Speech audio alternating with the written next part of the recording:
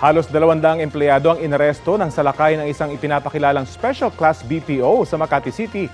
Pero pogo raw pala. Balitang hatid ni Salima Refran.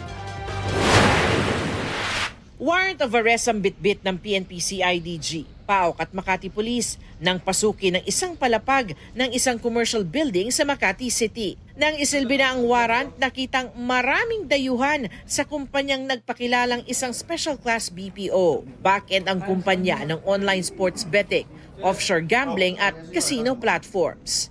Pero nang i-check sa PAGCOR, wala pala silang lisensya. Yung initial na nakita namin, talagang nandoon yung isang online gaming platform na pinagbabawal na sa ibang bansa. Doon sa isang screen na nakita namin, iba't ibang bansa ang niloloko nito. So that's why merong mga Japanese sa loob, may mga Malaysians, may mga Chinese, may mga Taiwanese, may mga taga Hong Kong, at Brazilian. Sinisilap na rin kung sangkot sa scamming ang operasyon ng umano'y pogo. Bukod kasi sa computers, cellphones at SIM cards, meron din mga text blasters, mga MC o International Mobile Subscriber Identity Catchers at OTP generators. Ayon sa PAOK, delikado ito, lalo't ilang embassy ang nag-uopisina rin sa gusali. Delikado yun. Alam naman natin yung mga hacking, yung mga presence ng mga hackers, and then matatabihan ka ng mga ganito. So,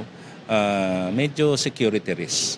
135 ang mga dayuhang naaresto. Sasailalim sila sa verification ng kanilang immigration status. 53 naman ang mga Pilipino, kasama na ang subject ng warrant na wanted para sa kasong robbery.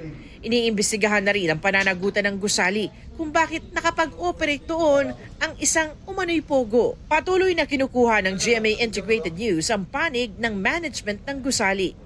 Salima Refran, nagbabalita para sa GMA Integrated News.